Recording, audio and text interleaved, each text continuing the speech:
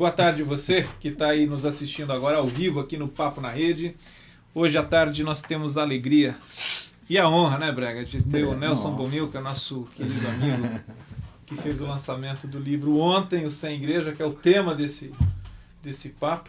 Amigo, companheiro de jornada. Jornada ao redor da mesa. Ao redor da mesa, ao redor das padarias aqui de Perdizes.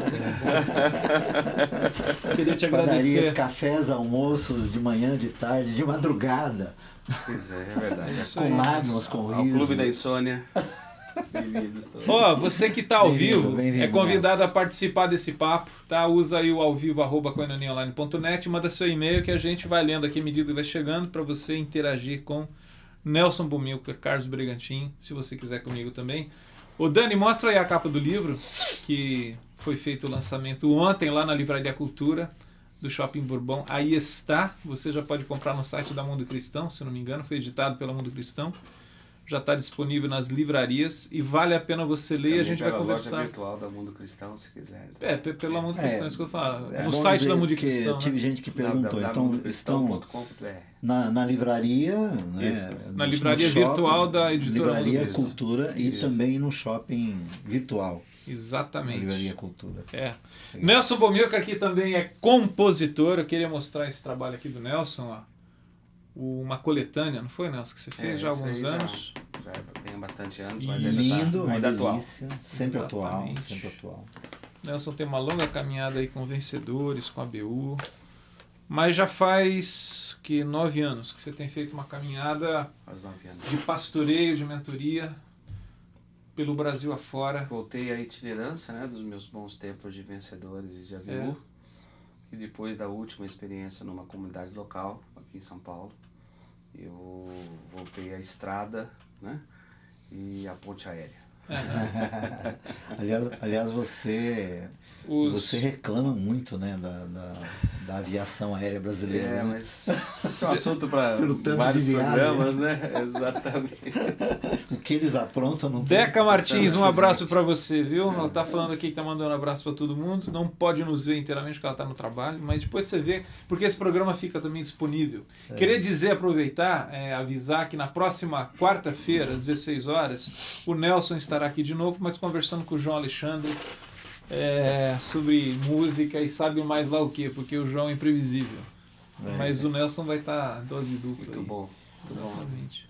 Mas obrigado por você estar aqui. Eu agradeço. Ô Nelson, acho que valeria a pena, nós fizemos esse exercício agora há pouco, mas até para que o tema e o programa e a conversa fique bem, vamos nos restringir ao tema do livro, porque nós poderíamos conversar sobre inúmeros temas que têm sido tema da nossa vida, da nossa agenda.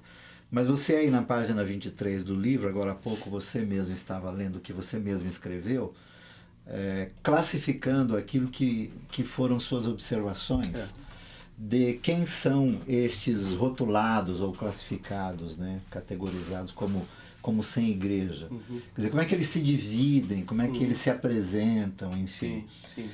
Eu acho que seria interessante você dar uma pincelada nisso, porque aí é certo que, tanto quanto aos que estão nos ouvindo e vendo agora, quanto os que ouvirão e verão, de um modo ou outro vão se identificar ou identificar alguém, né, Fernando? Ou se identifica ou identifica alguém. Não, eu me vejo dentro e fora todo o tempo do livro e acho que exatamente. Cada um lendo, e também não é uma classificação fechada, né? Essa é a proposta do livro, né? Exatamente. Eu fui encorajado a fazer esse registro e tentar identificar um pouco depois, porque isso foi feito informalmente, e depois de conversar com o Renato Flechner, que já esteve conosco aqui. Isso, que é editor da Mundo Cristão e que esteve num grupo pequeno, que para qual também eu dediquei o livro, além da minha esposa, minha família e as comunidades onde eu passei, que é o No Name, um grupo pequeno. E o Renato me encorajou, falou assim: Nelson, depois desses 9 anos de estrada, e você servindo a diversas regiões do Brasil, estando falando para jovens, para músicos, para artistas, para pastores, para missionários, em projetos sociais, em ter ajudado, pelo menos, que foi o meu caso, 5 igrejas nesses anos, em comunidades que estavam em crise, que estavam em lutas, e perceber que a minha agenda ela ficava mais repleta, não daquilo que eu já sabia que eu iria fazer naquele lugar, que era pregar, tocar, ministrar adoração congregacional, mas a agenda ela ficava repleta de gente com dor, com sofrimento de não estar na comunidade ou não se sentir mais parte da comunidade da fé. A agenda do extra-evento era mais intensa e melhor, inclusive. E essas pessoas não estavam apenas isoladas em grupos pequenos, em algum lugar, né, sem nenhum tipo de comunidade. Não, era gente que estava dentro da instituição religiosa e que é um grupo que eu também entendi que estava sem igreja. Né? O livro é uma tentativa de redefinir, de revisar a nossa compreensão sobre o que é ser igreja. Né? Então eu me atrevi a colocar alguns desses grupos. Né? Aqueles que se assumem sem igreja, sem vínculos, parcerias ou compromissos institucionais com comunidades ou denominações. Esse é um grupo. Segundo, os que se desencantaram com a instituição formal religiosa e mantêm uma distância preventiva moderada ou assintosamente assumida. Tornam-se apenas usuários em alguns momentos, participando de congressos, projetos ou encontros com algum interesse. Terceiro grupo, que estão arraigados ainda na igreja institucional, participando dos seus programas, arrolados nas suas membresias e até em lideranças eclesiásticas e missionárias. Serve-se dela com diversas motivações, mas vivem absolutamente sem relacionamentos profundos, superficiais e quase nulos. Estão de fato e não se dão conta que não estão mais na experiência comunitária de ser igreja. Não percebem e nem se dão conta de que podem ser um dos sem igreja, mesmo estando nela como organização e em sua praxis corporativa e de serviços religiosos. Desculpa o comentário, mas me parece o grupo mais enfermo. E é muito intenso isso. Eu estive recentemente num congresso. Desculpe se alguém se enquadra. Eu estive recentemente num congresso e o missionário levantou a mão e falou assim: fui abandonado pela organização que me enviou no campo, estou cuidando de várias comunidades, me sinto sem pastoreio, me sinto sem os vínculos, me sinto sem igreja. E começou a chorar no meio da reunião. E perguntou se mais alguém se sentia assim. Quase metade daquelas pessoas que estão envolvidas se sentiam assim. Isso é um sinal muito forte. É né? Representativo, gravemente representativo. Depois, o quarto grupo, aos que se recolheram em grupos pequenos, que se reúnem informalmente em casas, escritórios, salões alugados, parques, escolas, lugares informais. Essas pessoas tentam não dar uma formatação organizacional. Mas na maioria das vezes, de alguma maneira, acabam se agrupando em algum local, com hora marcada e com alguma mentoria ou liderança.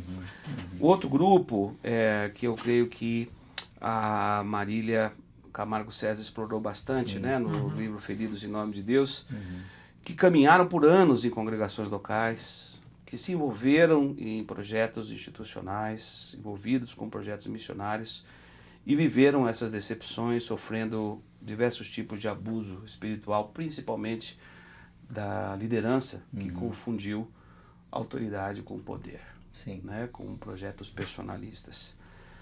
Uma sexta categoria, os cristãos sem igrejas que acompanham mensagens e reflexões pela internet.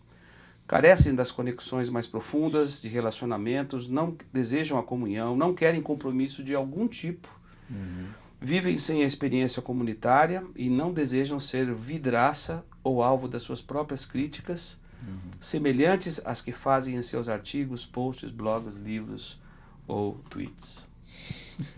A outra categoria, mundo virtual. A outra categoria é uma categoria que a palavra de Deus dá muita base para isso. Tem gente que está na instituição, ou nos ajuntamentos que se dizem em nome do Senhor, mas que não passaram pela conversão, não passaram pela metanoia, não tem uma nova maneira de pensar. E estão vivendo a experiência da instituição religiosa, mas ainda não conhecem a Jesus, não conhecem a cultura do Evangelho, os valores do Evangelho, a missão da igreja, a missão do reino, e portanto estão apenas vivendo ou desfrutando desse... Nesse último ponto, talvez agregam-se os que nós temos até chamado de quem aderiu aos movimentos evangélicos atuais. Aderiram, não necessariamente se converteram. Então, e é muito comum você conversar com essas pessoas e você não... E isso não é uma crítica. Né? Isso é uma identificação de pessoas que não viveram de fato uma experiência da a proposta do livro, né, Carlos, é exatamente isso, é trazer essa avaliação isenta, olhando os dois lados, olhando também, né, com misericórdia e respeitando esse segmento chamado de ser igreja, que muitas vezes são chamados de maneira pejorativa, mas que trazem, sim, reclamos responsáveis, o que eu explorei num artigo. São coisas que nós deveríamos estar ouvindo para que essa tribo não aumente, que nós estivéssemos evitando determinados tipos de sofrimento e de dor, né? Se estivéssemos, de fato, vivendo o melhor dessa proposta de ser igreja, que a palavra de Deus nos encoraja. Os que vivem, os que têm sofrido por essa crítica do sem igreja, eles são normalmente criticados por aqueles que são arraigados às grandes denominações, sobretudo as históricas, tanto pentecostais quanto não pentecostais, que a primeira coisa que eles têm que responder, por conta de terem sumido das reuniões, é em que igreja você está. E às vezes o que está fazendo essa pergunta, ele é um desses, né, que está exercendo inclusive funções de liderança. Ele não tem igreja, ele é útil à instituição, porque a instituição religiosa sabe fazer gente boa para ela, sabe fazer às vezes bons diáconos, mão de obra, bons pastores, bons ministros disso e daquilo, não necessariamente bons homens e mulheres, cidadãos, maridos, pais, etc. Nesse sentido, né, o livro ele foi um pouquinho mais abrangente, porque eu coloquei, pelo menos no início do livro, como é que foi construída essa ideia de igreja na minha vida. Sim. E ela é anterior à experiência protestante. Eu já vim com o conceito de igreja, da Igreja Católica Romana. Sou descendente de um padre, né, lá do Nordeste, família Lima Verde.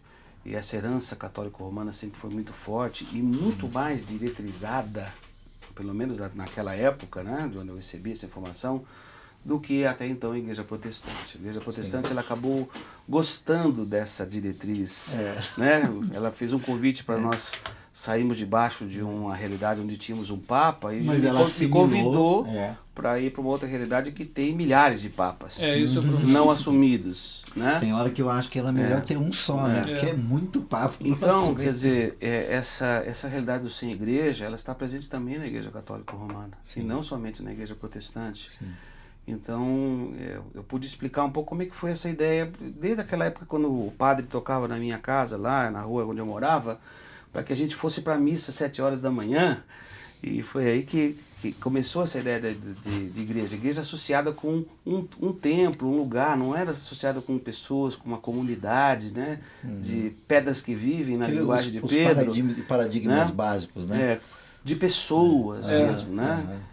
Que também hoje a gente perdeu essa característica na igreja atual, onde as pessoas foram transformadas em peças na engrenagem, né, de uma máquina que não pode parar, e não importa o nome, não importa a história dela, e vai se despersonalizando. Então, o livro também tem a proposta de resgatar, né, o que nós podemos olhar de mais bonito nessa experiência comunitária e buscar caminhos de esperança, e não abrir mão de ser igreja nessa perspectiva comunitária, não só para o crescimento pessoal, mas também para fazermos a missão que Deus nos deixou, né, de fazer discípulos em todas as nações e sendo referenciais numa geração ainda perversa e corrupta.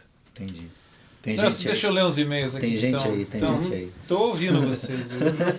Estou aqui para ouvir. Estou aqui para ouvir e aprender com os meus irmãos mais velhos. A Suzy mandando um abraço e elogiando a sua camisa, que está muito bonita. Olha, obrigado a você, Suzy. Bem-vinda, Suzy. Roberto da Costa, ouvinte do programa Sons do Coração lá na Rádio Transmundial. Sim. Mandando um abraço lá de Ilha Solteira, está aqui. Rodrigo Lins, de BH. Bem-vindo. Guilmar Medeiros. Dizendo o seguinte: Deca Martins, aceitei o seu convite, estou aqui, acho que vai gostar. Eu tenho certeza que você vai gostar. E Ari Lucas, aqui de São Paulo também, mandando um abraço. Tem uma pergunta da Ju Marques, aqui de São Paulo.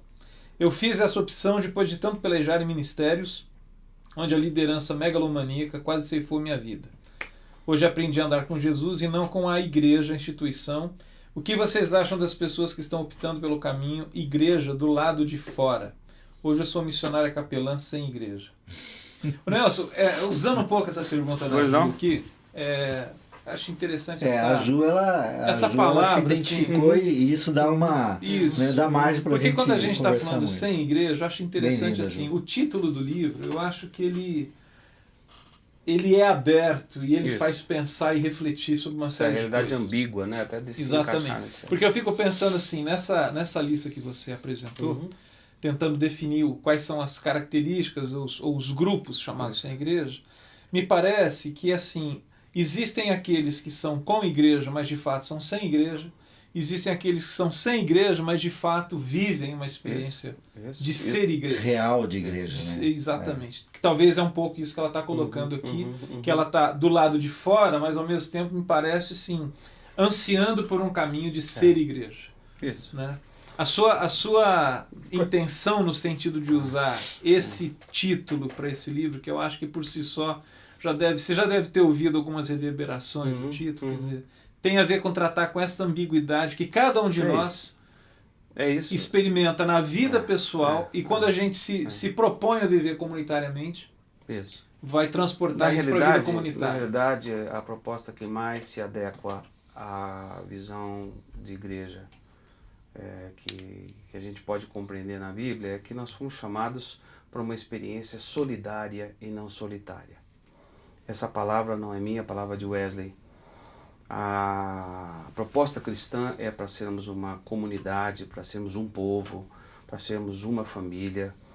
E, obviamente, não é possível sermos família sozinhos, não é possível sermos corpo sozinhos, como membros isolados. E o desafio continua de tentarmos descobrir esses caminhos de esperança. Por quê? Porque o que ela coloca é uma realidade, é algo que ela realmente vivencia, ela fez essa opção, mas o meu convite é que a gente tente enxergar toda a amplitude do que significa ser igreja. E ser igreja sempre será 2 ou 3 reunidos em seu nome. A partir de, né? Entendeu? A partir de. Então, sozinho você não vai conseguir viver essas dimensões e todas as possibilidades mais abrangentes de ser igreja. Você vai fazer uma opção reducionista de ser uma igreja de algumas formas, no caso dela, focando apenas a missão. Eu estou servindo, estou fazendo missão, mas sozinha ela não vai fazer missão, sozinha ela não vai conseguir ser testemunha. Ela precisa da interação com uma experiência da família nuclear.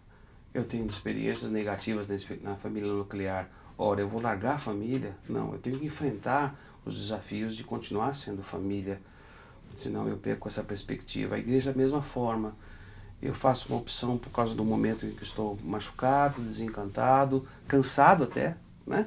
Porque muitos de nós e muitos dos sem igrejas foi gente que serviu e muito e participou muito da experiência comunitária. Então, eu mesmo, quando saí de um processo depois de vários anos pastoreando e saí por decisão minha mesmo, eu estava bastante machucado internamente. Mas eu fiz uma opção, né? Eu disse à minha esposa, eu estou machucado e eu creio que o caminho que eu tenho para me balizar agora é buscar essa cura e essa restauração no meu coração servindo quem me machucou. Ou aquela instituição divina humana, né? Onde está sempre presente a nossa humanidade e tentar curar as minhas feridas servindo exatamente no lugar ou no ambiente onde essas incoerências ainda acontecem, para ajudar que as pessoas não passassem processos tão profundos também como eu passei. Agora, o Nelson, assim, nós somos contemporâneos, né? Claro. O Fernando um pouco mais novo que nós, mas Sim. já tem tempo de casa nesse Sim. negócio. Mas o que eu tenho observado, não sei se é essa sua observação de Sim. campo, né? Sim. Tenho viajado um pouco, mas você muito mais. De assim, o que se criou e o que se chama de igreja hoje tornou-se uma estrutura tão rígida, no sentido de sem lubrificações, de modo que o que aconteceu comigo e com você, de desencanto, mas depois de 20, 30 anos, hoje acontece. Eu tenho convivido com pessoas que estão assim, 3, 4 anos, elas estão em estado gravíssimo de desestruturação pessoal. Quer dizer, a coisa chegou num ponto em que aquilo que levaria 30 anos para a gente se cansar e já perto da aposentadoria, né? Quer dizer, com 3, 4, 5 anos, por conta da competitividade que há nesse meio hoje, as pessoas chegam num estado de, como escreveu a Marília, de ferimentos, né? Muito mais cedo, muito mais rápido. Você vê meninos de menos de 30 anos dizendo, olha, não suporto mais. E às vezes não são meninos inconsequentes. Alguns você percebe que é gente que foi de cabeça naquilo, mas foi defraudado, foi sugado, drenado por coisas que não tem nada a ver com o Evangelho. Essa é uma realidade. É muito interessante que às vezes as pessoas dizem, desculpa, você olha para mim, para você, bom, vocês também, a idade de vocês, né? Mas hoje nós estamos encontrando gente acho que nós passamos muito cedo. Nós passamos experiências assim com a nossa família como um todo. Sim. E aqui eu quero fazer o meu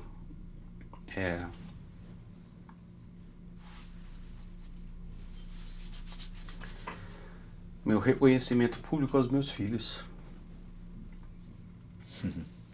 Cara e Natan, que nos pastorearam no momento de machucadura.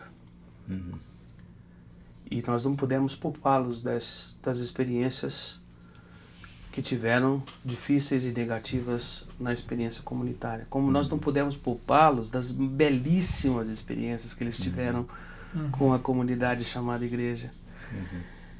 Nós vivemos nessa experiência sempre. Eu falei isso ontem na Livraria Cultura. Eu vivi na experiência comunitária os meus melhores momentos e os meus piores momentos. E esse é o convite para uma jornada de uma comunidade que vai ser peregrina, que vai viver desinstalada, onde nós vamos interagir com os nossos limites, com os nossos pecados. Fui ferido, mas eu também feri. Isso, porque as pessoas podem estar nos vendo, Fernando, e achando assim, pô, esses caras... Vítimas. Não. Eu com você, digo, eu feri muita gente nessa história, crendo, né? Ou também adoecido por conta de certas demandas que não eram nossas. Né? E a gente feriu. Nossa. Então os nossos filhos, eles viveram isso e sempre diziam para mim, não, vale a pena continuar, pai. O senhor está servindo a comunidade, vale a pena, porque na igreja nós ainda vemos sinais do reino, nós ainda vemos sinais de vida. Há muitos sinais de morte, mas há muitos sinais de vida. Então a proposta do livro é essa, o título do livro é O Sem Igreja, buscando caminhos de esperança na experiência comunitária. Não é um material desesperançado. E é possível, né? por quê? Porque a igreja se apresenta à comunidade em realidades absolutamente diferentes. Sim. Então, para mim, viajando pelo interior da Paraíba, Pernambuco, Ceará, Minas, esses anos todos, eu não posso tirar eu não posso moldar e avaliar as pessoas pelas minhas experiências nas grandes metrópoles e grandes cidades, onde a coisa assim está profundamente caótica. Nas periferias. Agora, chegar numa cidadezinha como eu cheguei no interior da Paraíba, e uma senhora fala assim, o que eu tenho de mais precioso aqui nesse meu cantinho que não tem nada é esta comunidade cristã. Sabe por quê? Porque meu filho largou as drogas e foi acolhido por essa comunidade. Porque minha filha largou a prostituição e foi acolhido nessa comunidade. E agora nós pertencemos, nós temos gente que nos conhece pelo nome, que partilha a vida. Eles ganharam dignidade porque eles fazem parte de uma comunidade. Eu saí de lá envergonhado. Por quê? Porque eu sempre faço toda a avaliação chegando nas grandes metrópoles, como São Paulo, Rio, que vive aquela loucura desse trator de mercado, né, que tratam a gente não como pessoas, mas tratam como peças. É rebanho do Senhor. Jesus morreu pela igreja e achou que a igreja era digna. No melhor é tratado como é que eu vou dizer que não? Né? Agora eu preciso descobrir como é possível ser igreja. E é o que eu tenho tentado fazer, e ajudar essas pessoas a redescobrirem, voltar o brilho nos olhos e a cor nos olhos por essa experiência maravilhosa. E isso que é a ambiguidade para mim. Em toda conversa de pessoas que se assumem radicalmente sendo sem igreja, o que passa para mim sempre é assim: eu gostaria de continuar acreditando, eu gostaria de ser comunidade, eu queria ser acolhido, eu queria estar hoje partilhando minha vida. Olha, por quê? Porque foi essa proposta que Jesus fez, de ser e nisso tudo viver uma jornada peregrina, com todas as suas lutas e gastos. Ô Nelson, deixa eu ler uns e-mails, vamos dar voz e vez aos internautas, mas depois eu queria comentar em cima do que você está falando, um artigo que você escreveu para Cristianismo Hoje, desse bimestre agora, que eu acho que passa por essa questão, como que às vezes a liderança e às vezes a igreja trata a si mesmo, vamos dizer assim. Mas deixa eu colocar uns e-mails aqui que chegaram de um pessoal. O Hélio Júnior lá está mandando um abraço do Rio de Janeiro. A Renata Saragiotto também mandando um abraço aí pro pessoal. Fabrício Mateus, do Rio, mandando um abraço a você. Sandra Siebra.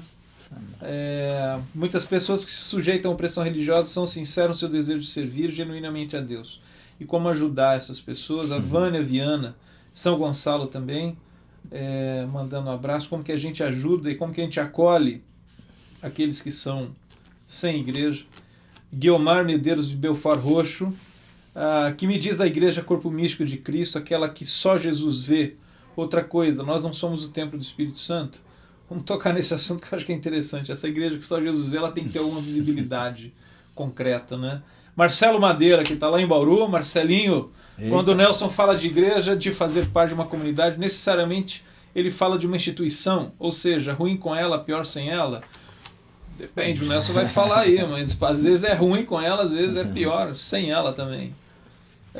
Posso aproveitar esse gancho? Lógico, fala. Tem mais uns aqui, mas depois a gente lê. Bem-vindos todos, né? Bem-vindos todos. Gil Marques mandou outro e-mail. Gente boa. Vamos lá. Obrigado pela audiência. Só preciso aproveitar esses links, para ver essa contradição e ver como há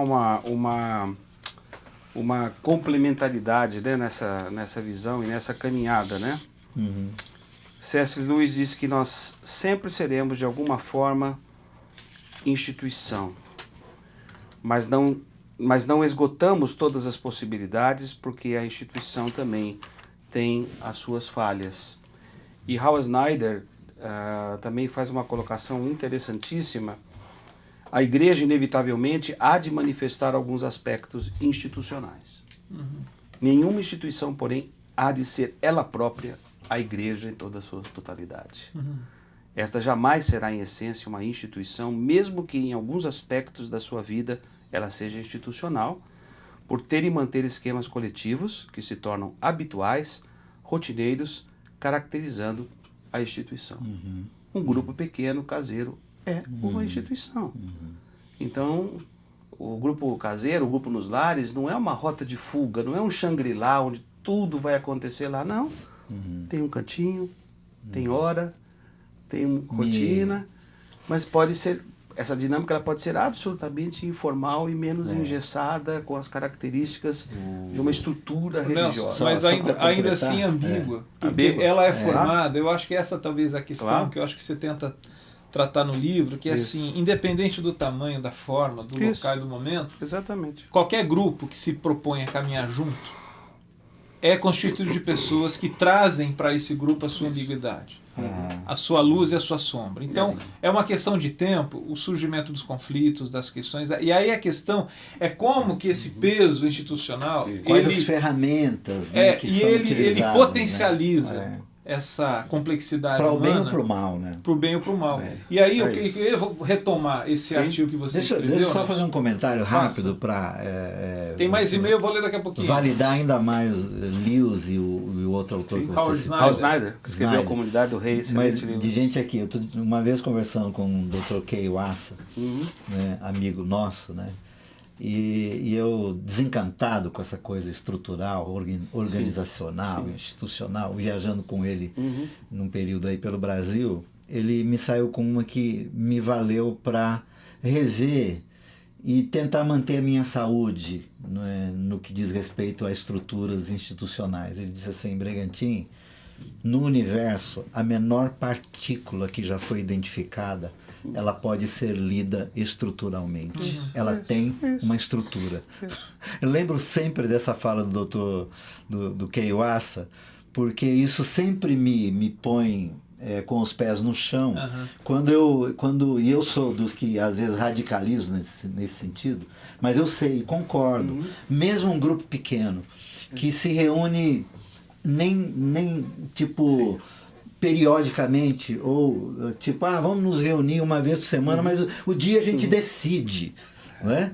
O dia a gente decide, mas vai reunir uma vez por semana?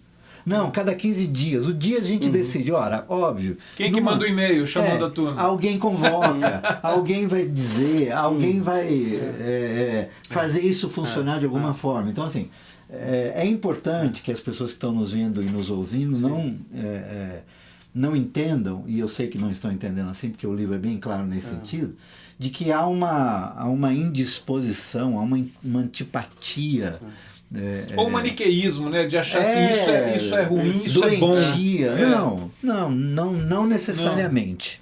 Não necessariamente. Eu coloco num dos capítulos, eu exploro um pouco dessa questão que eu chamo de: eu posso ser comunidade, e eu defino os tipos de comunidade, mas não ter senso comunitário.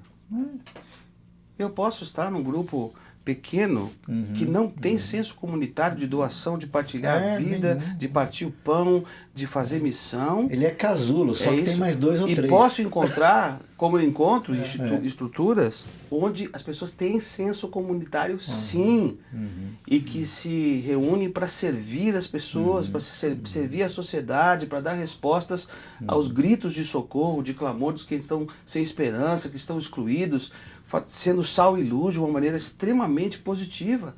E tem esse senso comunitário e tem esse senso de pertencer que às vezes um grupo pequeno não tem.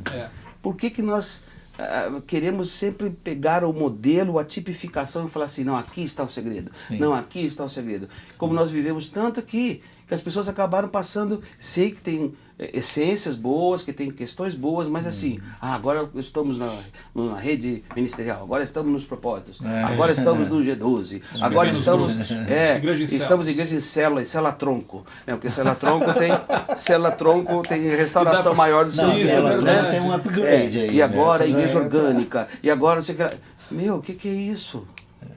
Todas têm um pouco da verdade, mas não tem todas as respostas, e nós ficamos sempre procurando o modelo. Não, nós temos que revisitar e dar o significado de cada coisa e tentar o tempo todo nos adequar àquele significado. O que é ser igreja hoje? Vou continuar com esse conceito? Eu vou lá na igreja. Como vai a igreja? É a igreja que vai no lugar. É o grupamento, é a congregação, é a comunidade dos santos que se reúne em um lugar. Né? Como é que foi? E ver ali, por exemplo, como eu vi nesses ministérios da SEV, lá no interior também da Paraíba, que lindo, eu chegar num lugar e falar assim: pastor, olha como nós temos motivos para dar alegria. É um lugar extremamente pobre. E ela falando assim: conseguimos construir um açude. Olha, aquelas cabras nos ajudam. E vemos ali a bondade de Deus. Olha que maravilha como Deus está conosco. E sabe aquela árvore ali? É ali que nós nos congregamos, embaixo de uma árvore. É isso aí. E ali partiram a vida. E eu saio de lá meio envergonhada. Falei: eu estou aqui no bem bom, olha que coisa linda. Vou escolher aqui a instituição que mais me presta serviço. Bom, se você entrou nesse esquema de mercado e acha que a instituição tem que prestar serviço para você, você já não entendeu o que é essa igreja. Nós estamos lá juntos para tentar servir, fazer aquilo que o Senhor Jesus nos deu como corpo, como expressão visível. É por isso que a igreja invisível, ela não nos ajuda a personalizar e nos dá responsabilidade para fazer. Né? E eu exploro isso. Né? Os irmãos, que foi um movimento também presente na história da igreja, quiseram viver um pouco dessa experiência, à margem, né? Como se fosse alguma coisa, um movimento absolutamente... Não é possível. Não é possível. Nós temos que procurar, de alguma maneira, nos entender como corpo e com todas as suas dores e incoerências. E vamos ter que continuar sendo igreja, mas igreja do reino, que vive os valores do reino, a mensagem do reino, que prega o evangelho do reino, porque tem instituição que pode ser instituição religiosa, mas que não prega a mensagem do reino. Mas é instituição. Agora, Nelson, o título do seu artigo, deixa eu só colocar aqui: Jesus, pastor de pessoas e não de consumidores. E aí o subtema é: a dinâmica do mercado tomou conta da mentalidade evangélica no Brasil. Quando eu li o livro, eu fico pensando assim, a história da igreja, se a gente faz uma leitura histórica, a gente não se assusta tanto com o que está acontecendo hoje, porque a gente já até falou aqui, as cartas que Paulo, Tiago, João, Pedro escreveram à igreja tinham a intenção, entre outras coisas, não só de ensinar, mas de corrigir, de admoestar, de divertir da fé, os né? problemas. Eu estou lembrando aqui de uma carta que a gente lê muito pouco, que é a 3ª João, que tem um camarada lá, um tal de Demétrios, que queria tomar conta do pedaço e queria essa questão do cara. Quer dizer, lá no 1º século a gente já via essa tensão de alguém que estava agindo de maneira a produzir sem igreja. Quer dizer, tinha gente que estava lá se ressentindo da comunidade, da vivência comunitária, por conta de um camarada que queria exercer a primazia sobre todo mundo. Mas hoje, pensando nesse artigo que você escreve, me parece que a gente tem um fator assim que é muito complicador, que é esse peso do mercado. A igreja, ela é tratada muitas vezes, e aí não é só a questão institucional, é uma questão de business. Ela tem que manter, ela tem que pagar, e ela se estrutura de tal forma que custa caro. Ela tem uma folha de pagamento alta, ela tem uma fatura alta para pagar no final. Aí a lógica da maneira como que ela funciona, organiza. Então aquilo que a gente estava falando um pouco antes, Brega. Hoje em vez de culto a gente vai sair, a gente vai lá na comunidade ajudar o pessoal que sofreu com a enchente e tal. Não pode, porque você tem que ter arrecadação, você tem que ter o domingo aqui, você tem que ter não tiver reunião, não tem hora do dízimo. Você tem que ter o chamado culto, ele tem que ter um apelo de espetáculo. Porque o cara que sai, ele quer sair com aquela sensação, nossa, hoje foi muito bom o culto, não sei o que você achou da banda. Recentemente foi o que aconteceu. O pessoal falou assim, eu marquei um encontro bem informal com você numa comunidade, eles acompanham a tua história, cantam suas músicas, eles queriam que você pudesse compartilhar um pouco dessa jornada, do que você tem feito servindo na comunidade. Aí, de repente, entrou no site essa igreja que tinha fechado. Então aparecia assim, minha foto com uma microfone, com o violão, assim, Nelson Bomil, cadê de nós? Entrada franca. Eu falei, como entrada franca? Você não me convidou para uma expressão barato assim, público?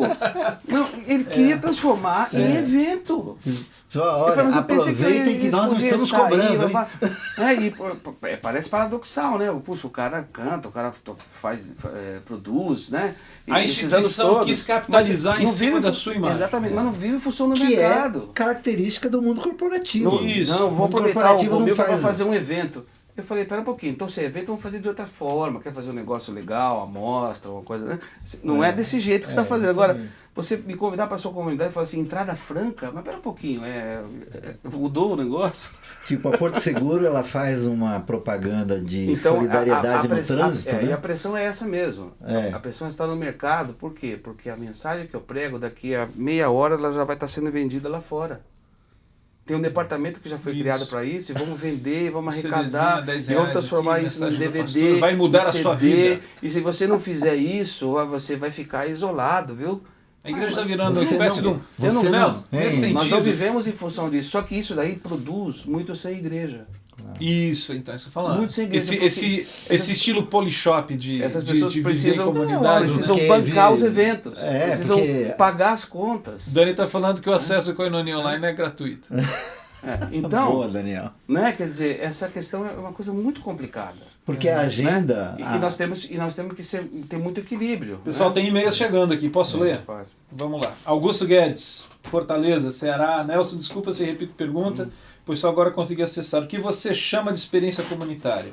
Na sinopse do livro é colocado experiência comunitária como não sendo algo pertinente aos chamados sem igreja. Forte abraço. É uma colocação que está fazendo. Diogo Bocchio mandou saudações aí, perguntou quem comeu sashimi ontem. Saudações corintianas, Diogo. Vamos lá, tem pergunta também. Moisés Lourenço de São Paulo. Sobre a pessoa que diz que a pessoa que exerce capelania ou missão sem ligação mínima ou máxima à Constituição está vencendo a igreja, plenitude, gostaria de saber por quê. Bom, aí uma questão lá, Moisés. Moisés tem um grupo interessante, Amigos da Maloca, que cuida de gente na rua aí. É possível seguir Jesus sem frequentar uma igreja e ser salva? Sara, de Poá. De novo a questão, frequentar uma igreja. A igreja, ela é uma comunidade que partilha a vida, que partilha a missão, que partilha o serviço, que celebra ao redor da mesa, que lembra a morte de Jesus, como no primeiro, segundo, terceiro século, onde a comunidade se reunia e a Eucaristia era a principal das experiências, porque nós temos que lembrar que Jesus naquela cruz nos reconciliou com Deus. Nós temos motivo para andarmos juntos. Você colocaria isso como... essas características presentes numa experiência comunitária caracterizam isso é o cerne do encontro. Isso é o ser igreja. Os irmãos se encontram para isso. Mas encontram para fazer o que precisa ser feito.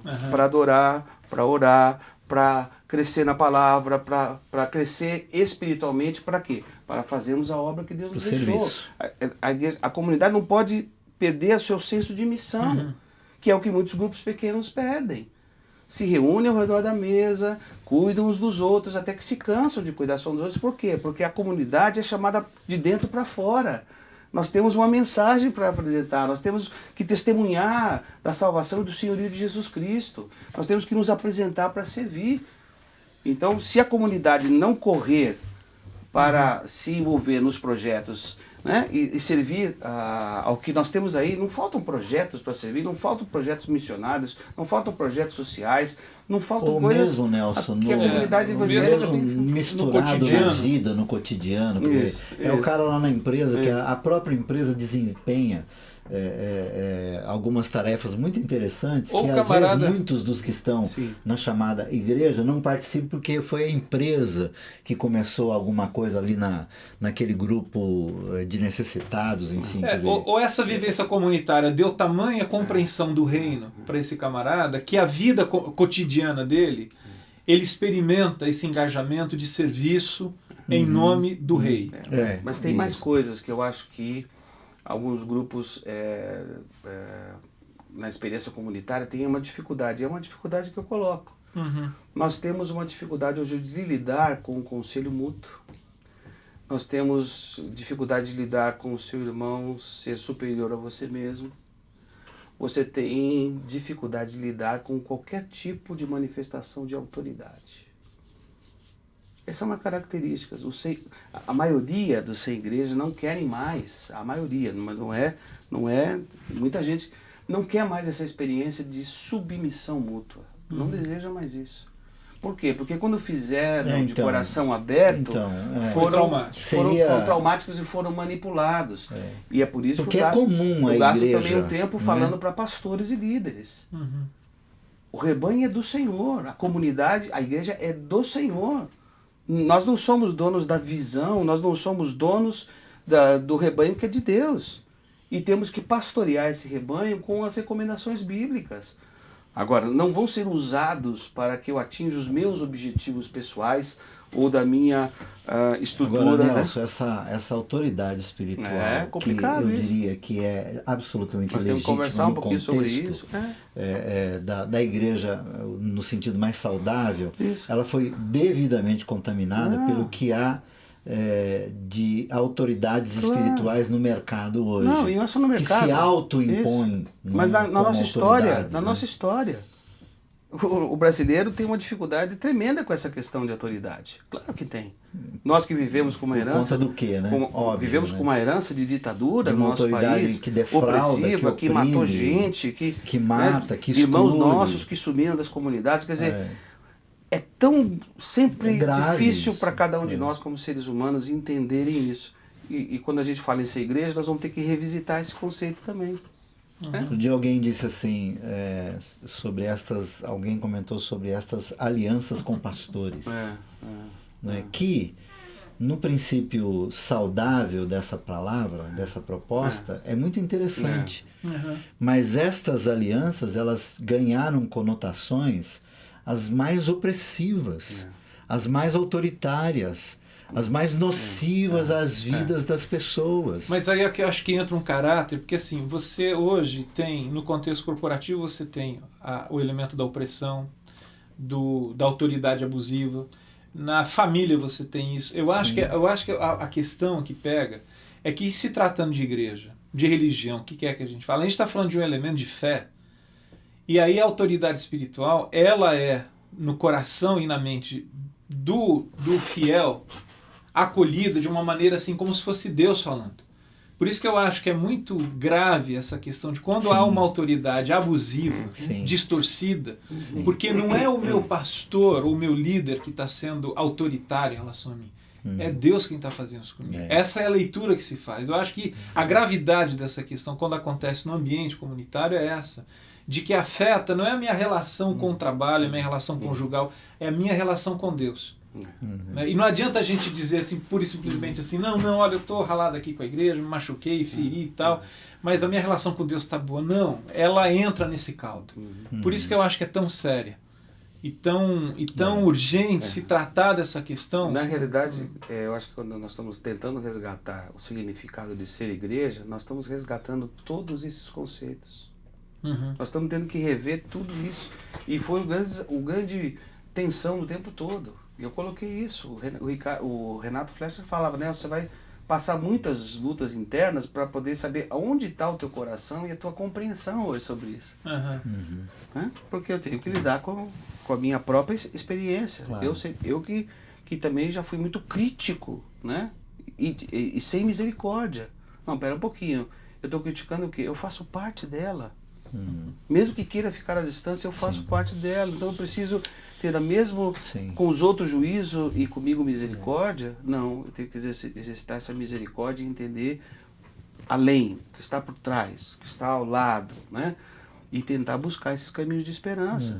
Ué, se você estava debaixo de uma liderança autoritária, eu recomendo para os meus filhos, olha, não fique embaixo dessa liderança não, procure um lugar onde você consiga encontrar líderes cada vez mais humanos, com uma atitude de serviço, que tenham uma visão maior. Não precisa ficar debaixo dessa autoridade. Por quê? Sim. Claro! E é o que eu tenho feito hoje pelo Brasil. Opa, encontrou aquele grupo lá, tem uma família séria, tem aquele casal, olha aquele grupo lá, fica ali, gruda ali. Olha, tá vendo aquele pastor? Comunidade simplesinha, mas é uma pessoa que tem visão, que tem servido o reino, que tem cuidado das pessoas. Fica perto.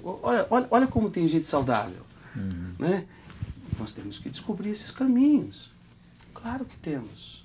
Agora, podemos, obviamente, estar cansados disso, né, e desistir disso, mas você nunca vai conseguir viver plenamente essa experiência sozinho de ser igreja ou de ser comunitário. Tem chegado bastante e-mail aqui, eu queria agradecer o pessoal que tem mandado. O Diogo, o corintiano, mandou outro, dizendo que está apaixonado pelo Bomilcar, mas não é nada uma relação imprópria. Ele vai dizer que vai comprar o seu livro lá na... Diogo, você falou que ia se comportar no programa. Vai comprar o livro lá na Cultura. Augusto mandou um outro e-mail aqui também falando uma questão de que às vezes, por exemplo, a igreja ela caminha na direção dos pequenos grupos, das economias, mas é para sustentar a macroestrutura, né? Não é para trazer uma vivência mais pessoal e comunitária. Ela é agenda, né? Daniel de Americana mandando um abraço para todo mundo, Marivaldo de do Ribeirão Preto, a Moisés Lourenço São Paulo também mandou e-mail, Alexandre Godinho chegou agora, não acha que os que dizem eu sou igreja, desprezando os que assim congregam, não se tornam egoístas e facilmente corrompem aquilo que Deus nos chamou para ser, amigos e irmãos? Bom, não ficou muito claro, mas eu acho que na realidade o livro, aí eu queria dar um testemunho meu, que eu acho que é muito interessante. O livro, o título, eu acho que ele tem a ver com isso mesmo de fazer provocar. O que o Nelson está querendo dizer? Eu acho o título provocativo. O conteúdo dele mas eu acho que muito saudável. Não é, mas título... eu acho que é interessante assim, que alguns que leem, nós vamos dizer ganhou assim, a provocação você está falando a favor ou contra o sem igreja? E segundo lugar, quem são os sem igreja? A gente já conversou um pouco porque essa é a ideia, né?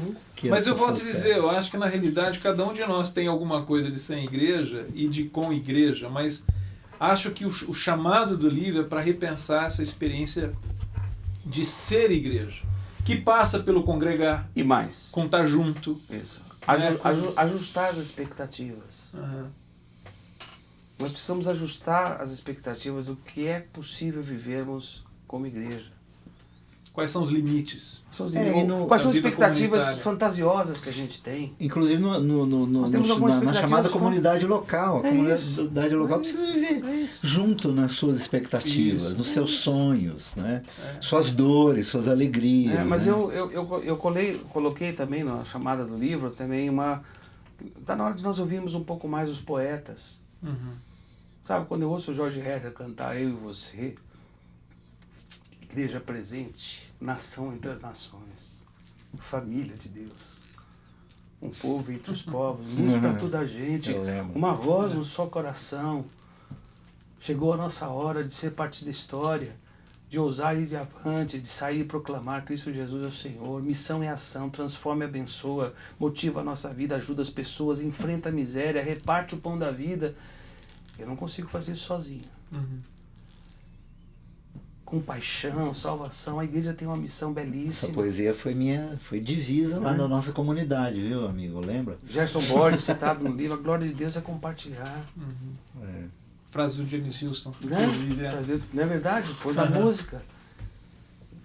Meu grito de socorro é por afeto, baseado em conexão, que o Jorge Camargo colocou de maneira tão... Nós precisamos ouvir mais os poetas. Ajuntamento. Que se tornam profetas. É bem melhor serem dois do que um, já dizia o santo livro, do que vivermos perdidos, do que viverem perdidos em seus corações. Gladys Cabral. É bem melhor serem dois do que um. Nós precisamos ouvir mais os poetas.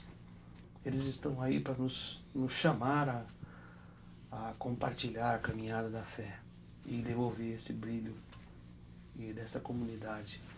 Então, de maneira bem explícita, as pessoas acham que isso aqui seria um manual contra.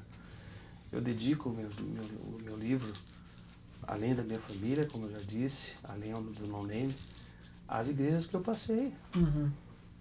Porque nelas eu vivi as melhores coisas e as piores coisas. Como uma família, como uma comunidade encaminhada. Como vão pensar que nós vamos caminhar dessa forma? Sem ferimentos, sem dor, sem sofrimento, sem decepções. Né? Então, é um convite a nós buscarmos esse caminho de vida. Por quê? Porque Deus não tem segunda opção. Ele amou a igreja. Deus não tem um plano B. Não tem um plano B. É a igreja. Né? Ele colocou essa para nós, nós temos que ir descascando os pepinos nessa caminhada. Alguns que não querem mais. E o livro, eu coloco esse acolhimento. Agora, mas sempre faltará alguma coisa se quisermos fazer a missão de maneira Nelson, completa. Você acha, eu tenho essa expectativa e até uma esperança, mas nas suas andanças aí pelo Brasil afora, o grande referencial dos evangélicos, raramente uso esse termo nesses tempos, né? Porque é uma grife que não me agrada, né? Os evangélicos, não me agrada. Mas assim, andando aí pelo Brasil afora, a grande referência são as igrejas grandes e as igrejas que estão na mídia. Né? Que, se formos observar o universo, né, de seguidores de Jesus que nós temos pelo Brasil afora, talvez nós vamos encontrar um número muito além daquilo que nós imaginamos de irmãos e irmãs, queridos e queridas desses, né, que estão nessas pequenas comunidades, nesses pequenos encontros, nos morros, nos vales, nas regiões ribeirinhas, não é?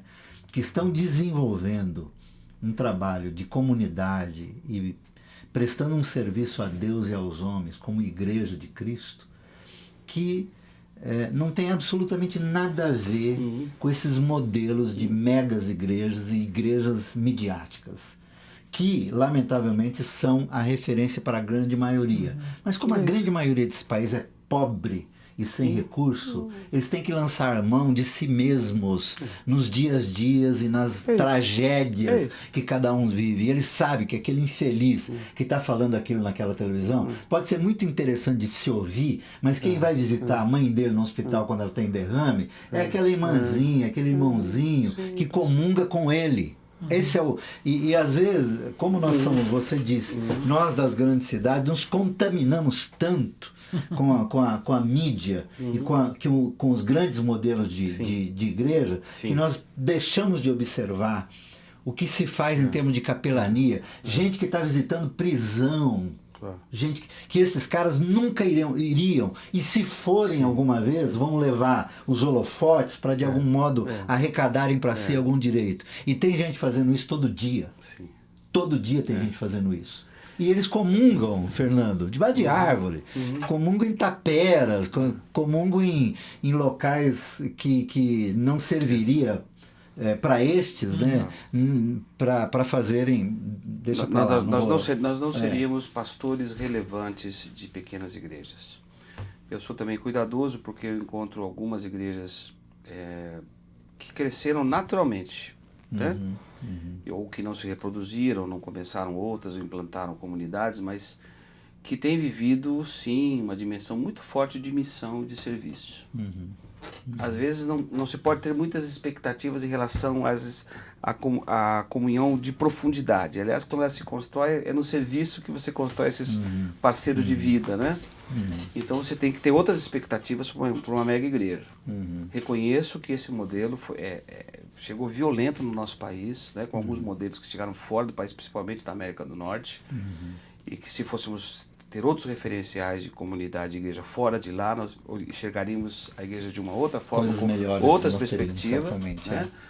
Então, nós não temos... Deus tem toda a liberdade de agir dentro de uma realidade como Ele deseja. E nós não precisamos ser iguais. Olha, para essa realidade, essa comunidade aqui, ela é adequada, ela é pertinente. Para outra realidade com outros desafios, talvez precise de mais espaço, mais gente, mais recursos, né? Mas não perdermos as características e nos esforçarmos para não perdermos essa característica desse corpo, desse organismo, né? A estrutura, ela precisa ajudar o organismo a ser um organismo melhor. E não ser um organismo que vai perdendo as suas características. Né?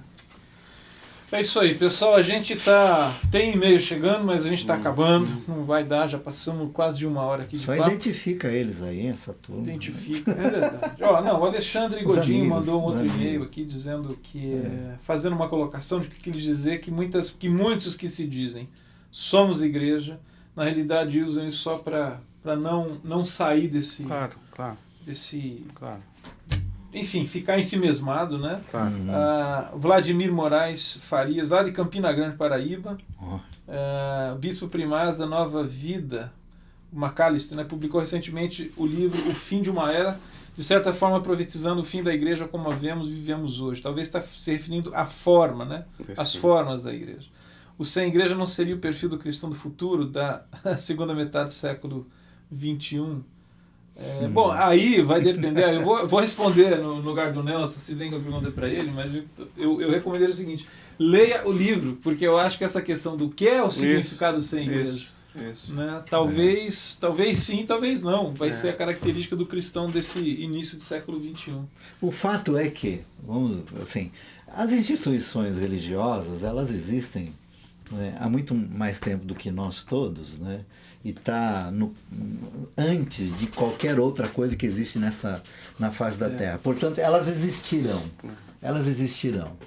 A questão é, como o Nelson coloca, de que mesmo os sem números e milhões de pessoas que estão dentro das instituições religiosas, que de quando em quando elas se toquem e se tornem igreja. Se tornem igreja. Não precisa ser, não precisa ser amigo de todo mundo, né?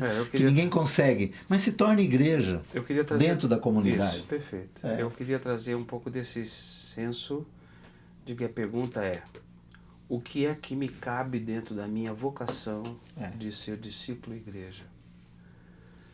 Eu jamais vou cometer esse erro, espero, né? Depois de um aprendizado, de menosprezar irmãos que estão ali porque têm o senso de vocação, de chamado, de convicção que Deus o colocou ali. E às vezes estão numa realidade onde a igreja está tão transfigurada, mas Deus a colocou ali para ajudar a que essas características fundamentais de alguma forma não se percam. Mas você fala, pô, mas aquele cara tão esclarecido ali, por que ele está aqui nesse barco furado? Deus me colocou aqui, o barco não está furado. Quem tiver essa consciência, distorcido um pouco lá, dessa né? imagem, mas continua sendo o corpo de Cristo e Jesus está nela. E Ele é o maior interessado em edificar a sua igreja para que o reino seja implantado. Então, a igreja não precisa de justificativa também. Ela tem fundamento, ela tem dono, ela tem um cabeça excelente, que sabe o que faz e que sabe que o amor de muitos iria esfriar. E pode se esfriar de diversas formas, né? E não somente nisso, mas eu creio sim que nós temos que estar abertos, e aí eu gosto da palavra de um missiólogo, que nós temos que estar abertos para que a igreja se estruture, né, nesse sentido de corpo, de formas que a gente nem imaginou. Estamos abertos para essas novas formatações. Novas configurações. Porém, possíveis. Que a missão não é abandonada, a adoração não é abandonada, o crescimento na palavra de Deus não é abandonado, o senso de serviço, de prática da justiça não foi abandonado, mas ela pode ganhar formas absolutamente diferentes em regiões, em países, e inclusive nos lugares onde há uma perseguição contra os cristãos, e que a igreja se estrutura de formas totalmente diferentes que essas nossas aqui. Nelson Bumilcar, obrigado, cara, pela sua... Muito bom. Cara, pelo seu tempo aqui com a gente. Muito bom. Por você ter gastado tempo para escrever esse livro. Eu li, me fez bem ao coração. Me ajudou especialmente numa época da minha vida em que eu precisei ler bastante. E lendo, me ajudou a olhar essa riqueza da experiência comunitária com outros olhos, com essa resgate dessa questão que você falou agora há pouco. A igreja é do Senhor Jesus, Ele é dono dela, Ele cuida dela, né? E qual é o chamado que Ele tem para cada um de nós no agir nesse contexto do corpo, que são vidas, né? São pessoas. Sim. Então, obrigado por você ter gastado tempo e neurônio e células cardíacas do coração para escrever esse livro. Queria recomendar a você, que está vendo, você comprar o livro para ler.